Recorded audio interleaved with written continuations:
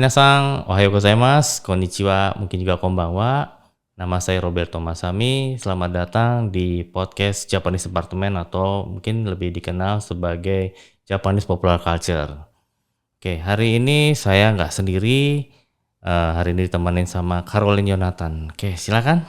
Halo semua, perkenalkan nama aku Caroline Yonatan dari jurusan Japanese Department Angkatan Binus Yia 2028. Wah, ini sejujurnya ya udah lama saya nggak bikin podcast ini. sekali bikin podcast dapatnya apa nih, bintang sinetron bukan?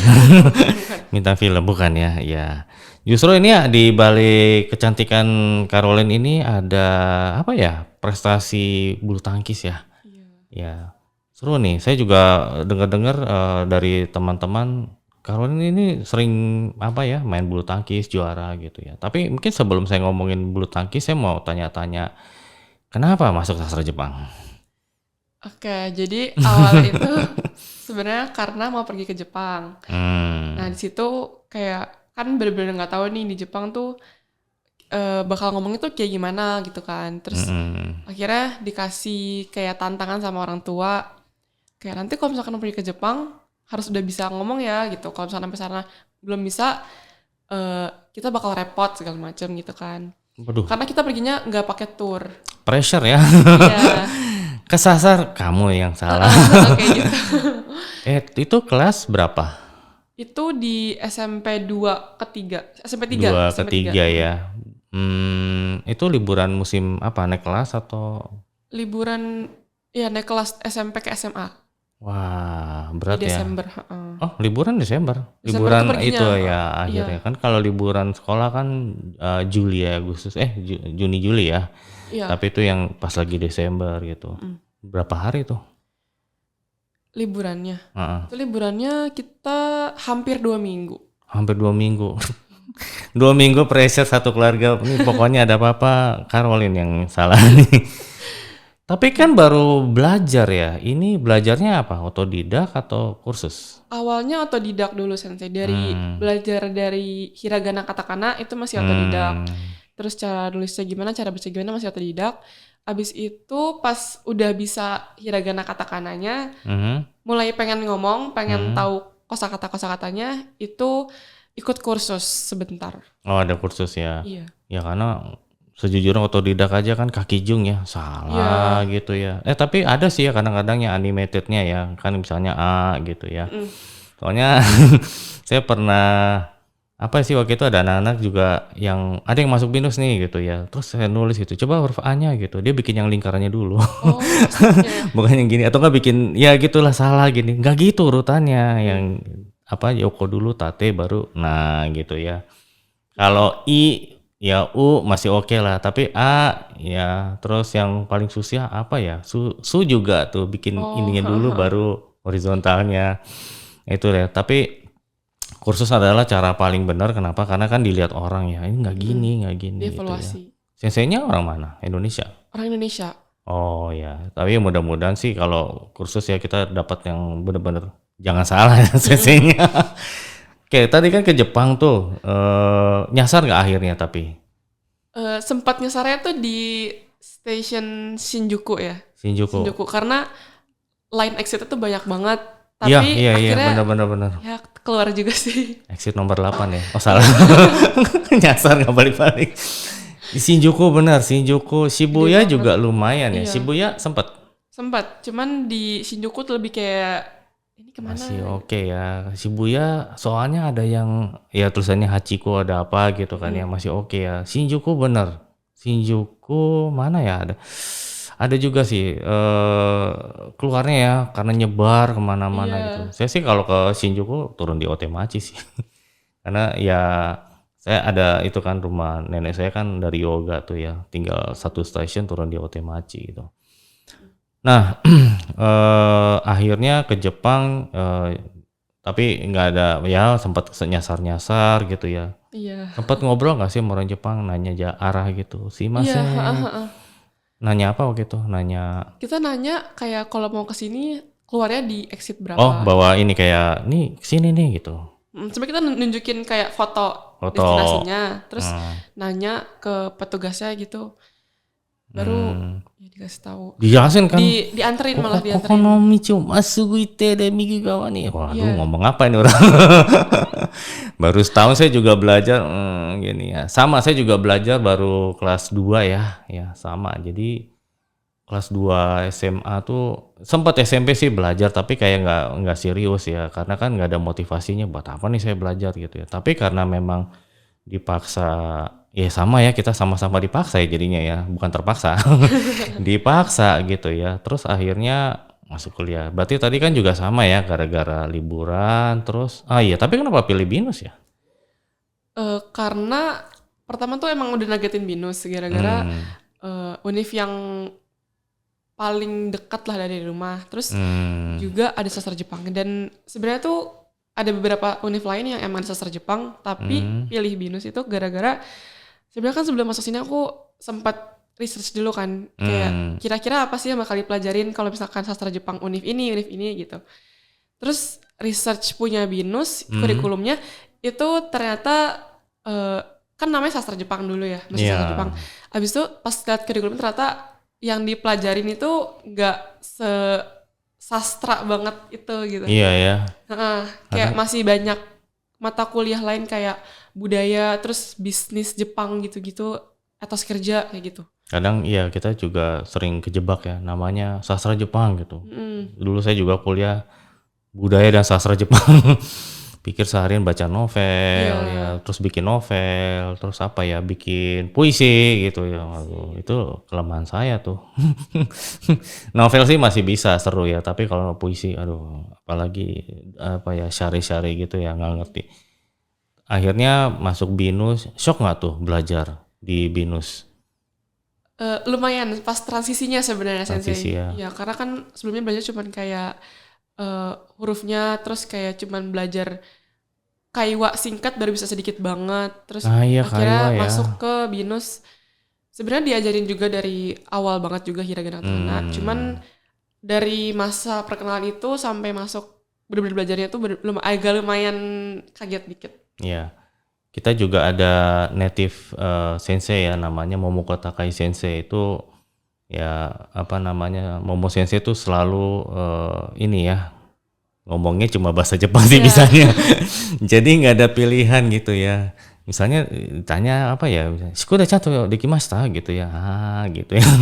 Kalau ngomongnya juga cepet, tapi nggak apa-apa, justru itu drill ya. Kita kan jadi bisa, oh ini kecepatan normal orang Jepang ngomong secepat ini gitu, nggak dilambat-lambatin. Mungkin kalau nggak ngerti ya dilambatin sih.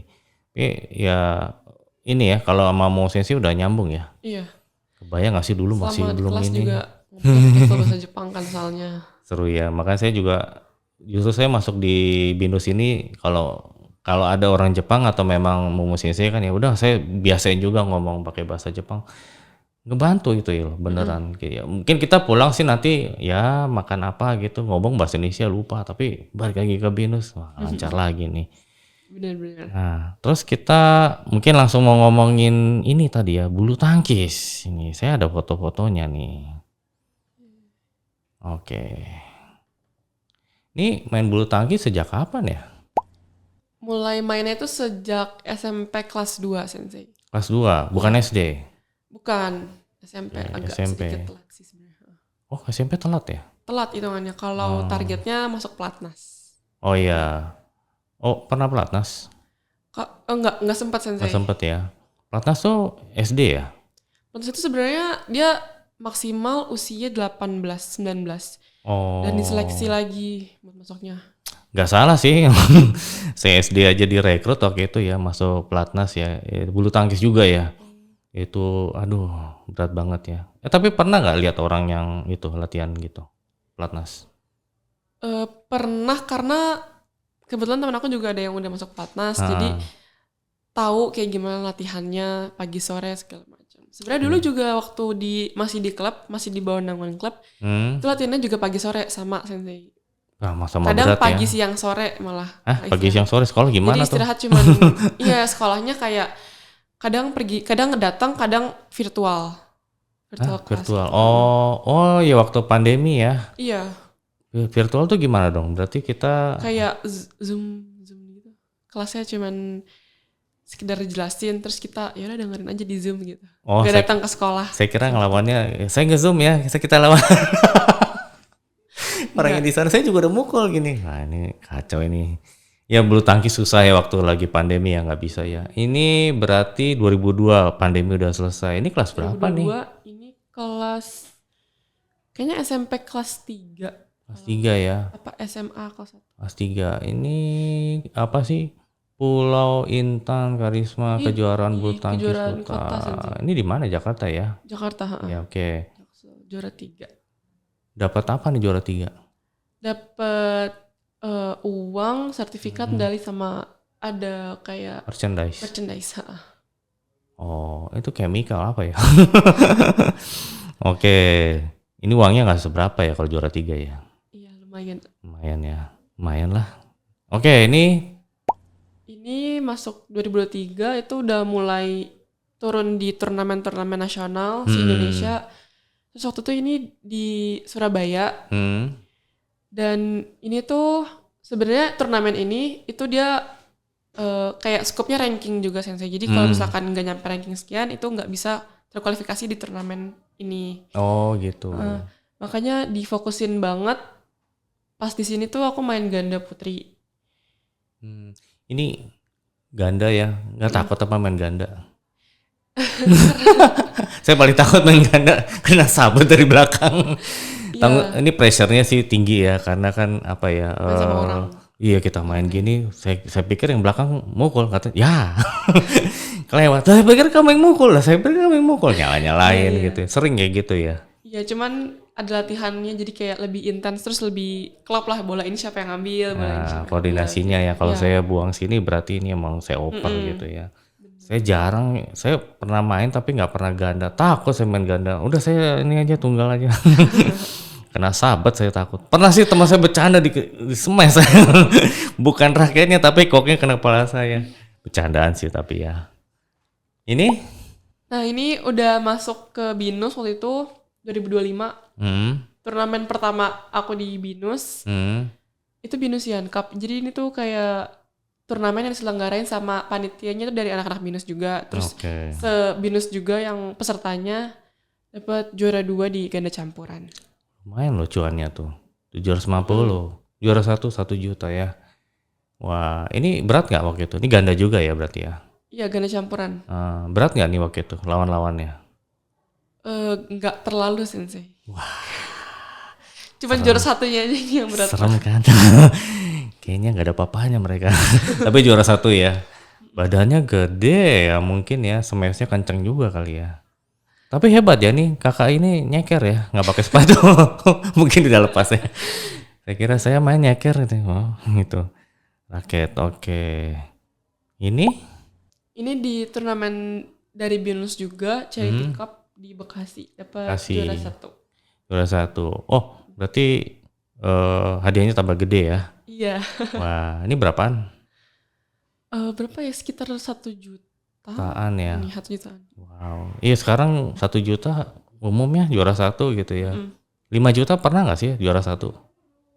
Tergantung turnamennya Sensei. Kalau yang dari BINUS gini bisa 1 juta. 1 jutaan ya. Cari deh yang 5 juta. Ini di BINUS Syahdan. BINUS Syahdan ya. Wah, ya ini lapangannya udah sempet direnovasi nih bawahnya nih. Tadi sempet banyak yang retak ya, catnya lepas-lepas gitu ya. Tapi udah pernah ngerasain yang di itu nggak sih Alam Sutra? Pernah Sensei. Pernah ya. Enakan mana nih sama yang sini? Berarti kan akan Alam Sutra. Alam Sutra ya? Alam Sutra. Oh ya kayaknya ada ya yang di Alam Sutra ya. Oh ini yang juara 1 ya? Iya Rektor ini. Cup. Ya ini di Alam Sutra. Ya dingin ya sini ya. Iya. Lumayan dingin dibanding sayangnya ini saya belum pernah nih ngerasain lantainya karena kan setiap kali kita kesana ada acara itu ya acara bukan main bulu tangkis ya tentunya ya jadi atau main basket jadi semua ditutup karpet gitu. Ya sayang banget nih saya nggak ngerasain ini lebih enak ya lantainya di sini ya nggak licin ya sekali. Nah ini juara 1 ya. Iya kemarin bisa juara 1. Nah ini gede nih 2 juta nih karena dia skupnya region kali ya, jadi grup gitu mainnya. Ini lawan kampus lain nggak? Nggak, cuma BINUS aja. Cuma BINUS ya seluruh Greater BINUS. Greater BINUS. Oh berarti sampai Bekasi, Malang. Oh Malang juga datang. Iya, Semarang. Wah. Yang terkuat mana? Ya emang juara 1 sih maksudnya. Maksudnya Kemanggisan juga. Malang, Surabaya Alam gitu. Sutra sih, Alam Sutra. Alam Sutra kuat-kuat ya? Kuat-kuat. Juara 1 tapi. Juara 2-nya Alam Sutra. Juara 2-nya Alam Sutra. Wow. Ini sempat wakilin BINUS di Pemprov DKI Jakarta. Oh ya, Pemprov. Skopnya universitas, jadi universitas dari seluruh Jakarta itu bertanding di sini. Pernah lawan ini nggak, selain kayak kalau Indonesia udah tau lah kekuatannya, sama misalnya orang Jepang, orang mana gitu, China gitu, pernah nggak? Belum pernah Sensei. Belum pernah? Iya, ikut turnamen internasional tapi ketemunya sesama Indonesia lagi. Ngeri ya kalau Gitu kan dapatnya China ya.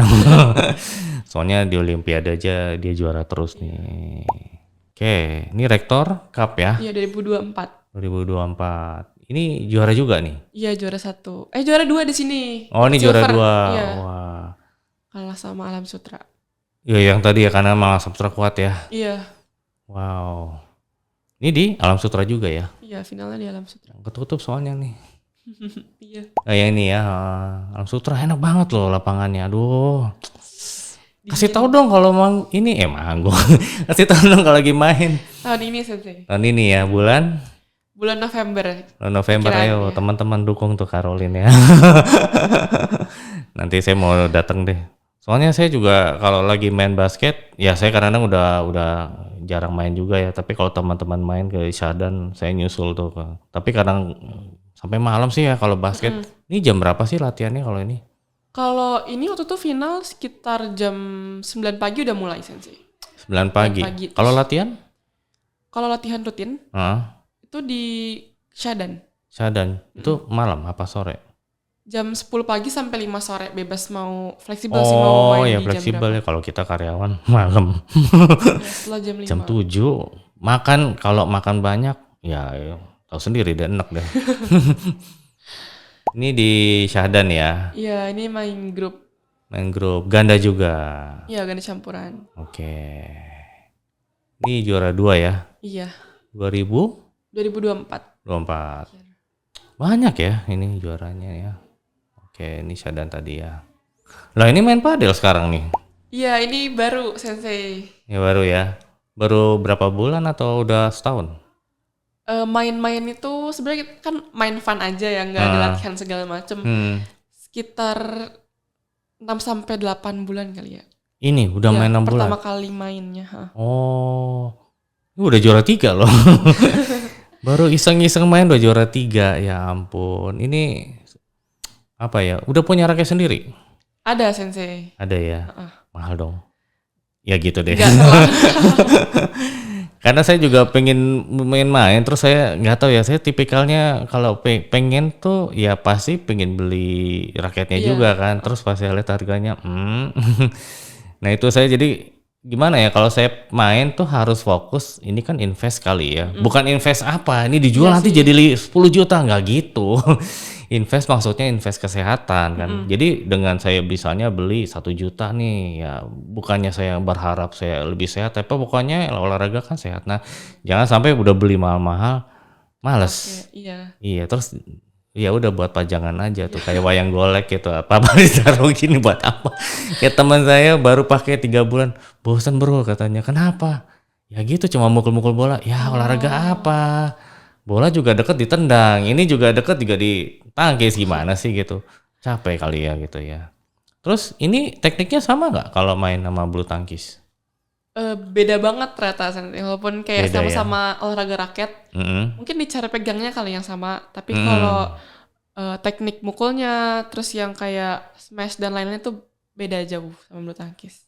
Megangnya tetap sama begini? Iya, tetap kayak mau backhand atau forehand tetap kayak gini. Iya. Tapi saya pernah ini loh, main bulu tangkis. Kenapa ya jarinya maunya begini? Emang salah ya? Di ininya pegangannya. Telunjuknya, salah ya? Salah Sensei, harus di pegel lagi. Salah. Iya. Tapi nggak tahu kenapa kebiasaan begini lagi. Emang coach saya bilang, itu jari katanya.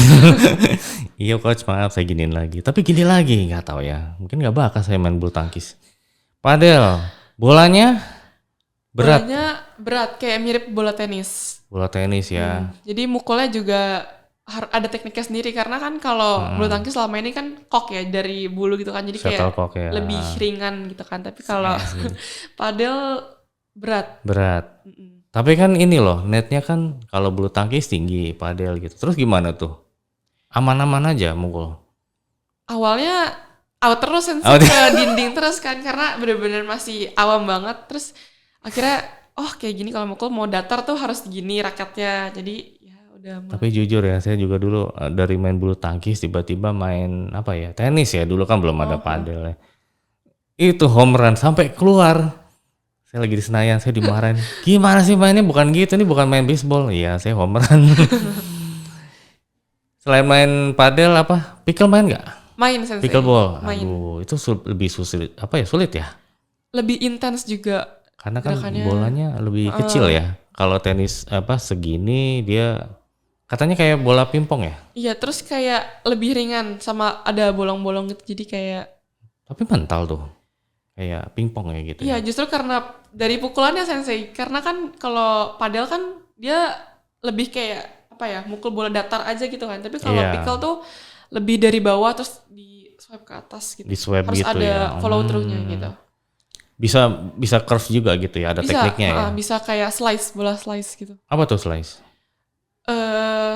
Di apa ya namanya ya? Oh, kayak diginiin tapi bolanya tuh mantul tapi bisa ke sini. Melintir gitu ya. Iya, melintir. Oh, tuh nama tekniknya slice ya. Ngeri ya melintir. ini ternyata. Oh, berarti padel pickle sama ya. Udah main juga ya pickle ya? Iya. Lebih susah mana? Bulu tangkis, padel, pickle. Lebih susah padel. Padel ya? Iya. Iya, padel. Karena ada dinding itu sensei, kayak ngebalikin bola dinding, teknik ngebalikin bola dindingnya, terus bola kayak di ujung apa ya, sudut dinding itu lumayan susah sih dibalikinnya. Netnya sama nggak tingginya? Tadi kan pickle. bulu tangkis tinggi, padel lebih rendah. Kalau pickle rendah juga pickle atau mirip padel cuman lebih rendah sedikit. Lebih rendah dikit ya. Nggak kebayang saya pokoknya. Padel saya belum main, cuma lihat-lihat aja tapi bukan lihat langsung ke lapangan ya gitu, cuma baru apa ya lihat-lihat di YouTube apa di Instagram gitu ya. By the way, sebetulnya di Binus juga ada lapangan padel loh.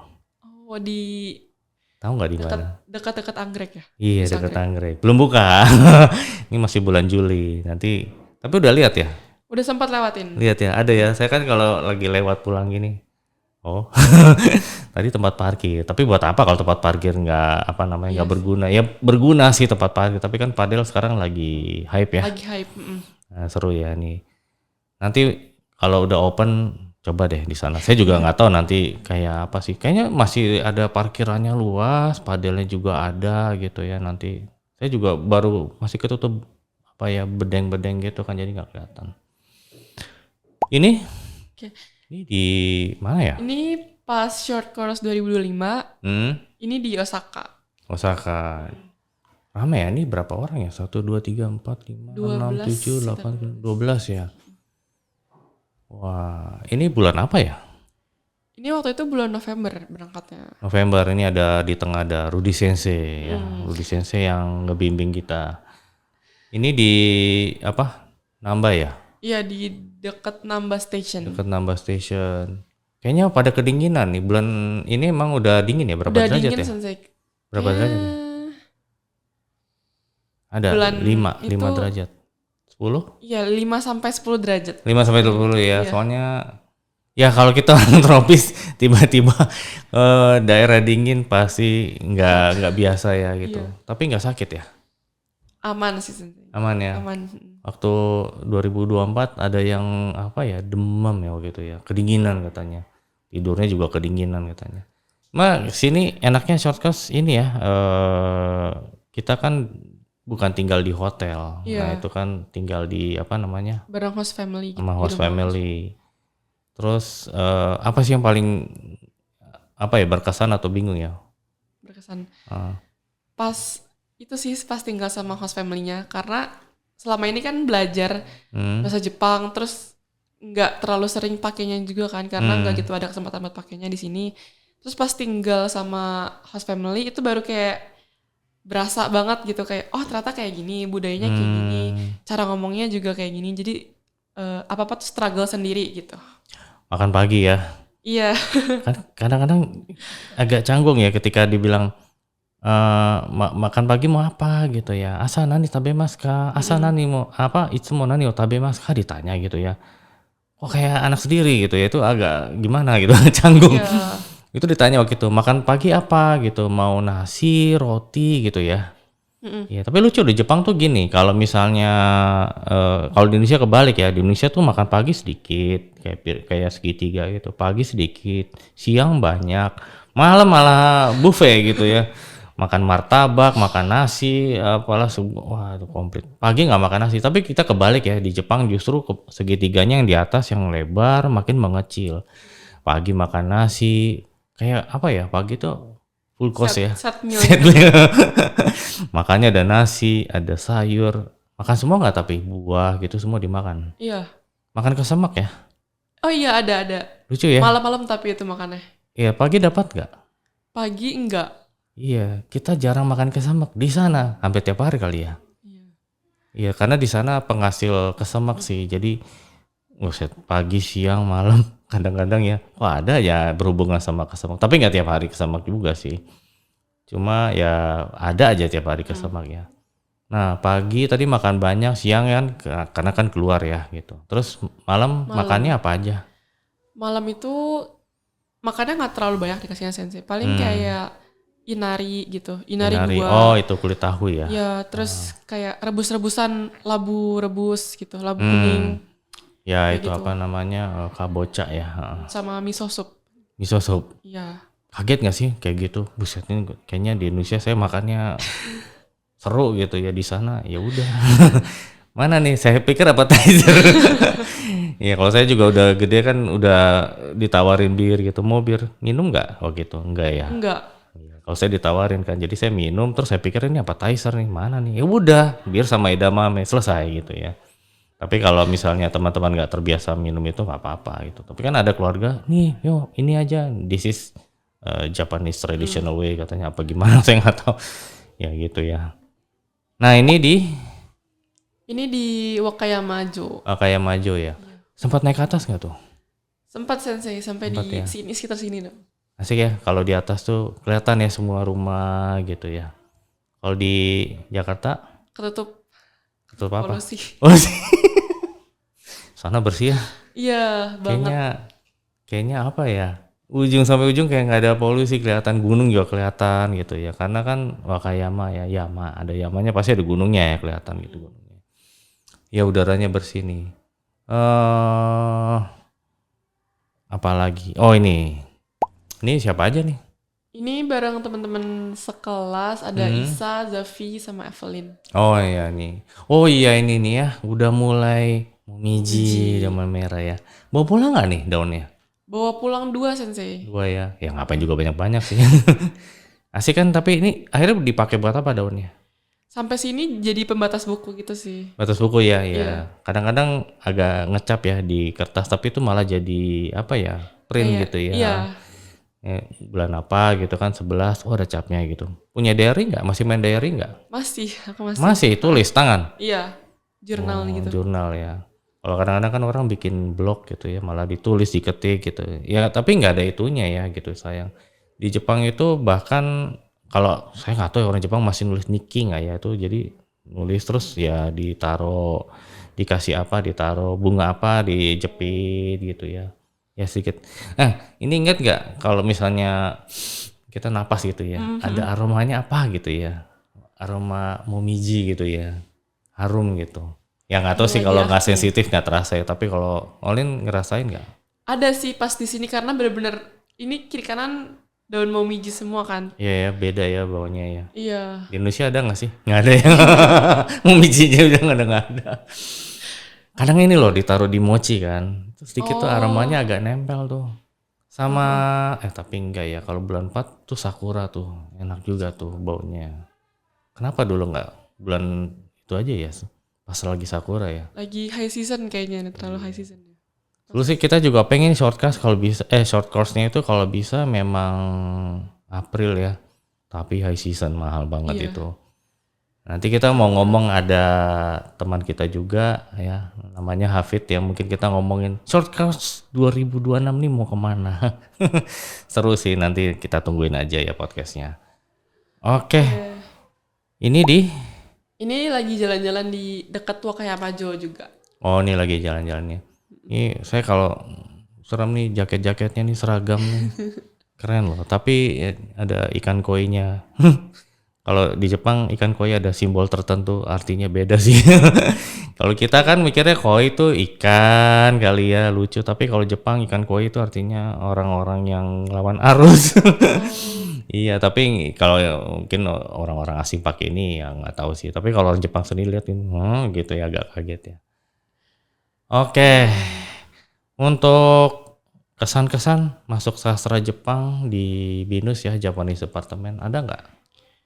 Ada, tapi kali ini bahas dosennya kali ya. Oke. Sebenarnya nggak expect sih, karena di pikiran aku tuh dosen-dosen di kampus itu tuh bakalan yang kayak susah di approach. Terus ke mahasiswa tuh cuman yang kayak sekedar ngajar udah gitu. Tapi ternyata di BINUS, khususnya di jurusan Japanese Department ini, dosennya friendly banget. Terus kita approach itu bisa dibilang nggak sulit buat di approach, kayak buat nanya hal-hal yang penting, misalkan terkait tugas dan lain-lain itu kayak bisa by chat. Terus kayak gimana ya istilahnya, nggak ninggalin kita lah gitu, nggak ditelantarin gitu mahasiswanya. Ditelantarin. Iya loh, saya kuliah 3 kali ya, dapat dosen yang ya nggak usah sebut kampusnya ya, kawan lagi. Aku ditelantarin loh. Pas udah datang, kamu janjian sama saya. Waduh. Ya tapi kalau kita di BINUS nggak ada yang kayak gitu ya. Kita selalu menjaga 4 tahun pokoknya lulus. Kalau 4 tahun nggak lulus kenapa nih gitu. Biasa sih kita panggil, kita ajak ngobrol. Orang tuanya sih nanti ya, mungkin kalau udah mulai memang semakin sulit baru orang tua kita panggil. Sebenarnya sih masalah trust juga sih, kalau anak-anaknya udah dewasa kan harusnya mereka bisa selesaikan ya 4 tahunnya. Tapi so far ya mungkin karena ya mungkin awal-awal ya mungkin ada mata kuliah tertinggal, di situ udah mulai nggak percaya diri gitu ya. Tapi sebenarnya nggak ada masalah kok. Saya juga dulu nggak cepat loh belajar bahasa Jepang gitu. Mulai ada kesulitan tuh semester semester 5, 6 gitu ya. Mungkin boring ya. Di sini boring gak sih? Sejauh ini enggak. Enggak ya. Ini enggak. Nah itu dia, karena kita semester 6-7 ada internship, ada study abroad ya kan, ada entrepreneur, comdev, ada satu lagi research. Nah itu justru nggak ada yang di kampus lain ya, kita justru karena itu kita kalau study abroad itu ke Jepang ya kan, 1 tahun ya, setengah tahun bisa, terus internship ya, 1 tahun juga bisa, mau mau internship sama study abroad bisa gitu ya. Jadi serunya di BINUS tuh kayak gitu ya. Kayak ada lagi mungkin? Cukup ya. Oke, bentar lagi skripsi ya. Mudah-mudahan lancar aja nih. Amin. Oke teman-teman, mungkin sekian dulu ya. Kayaknya udah banyak juga yang kita bicarakan. Nanti kita ketemu lagi di podcast yang lebih seru ya. Sampai ketemu ya teman-teman. Bye. Oskar sama Des.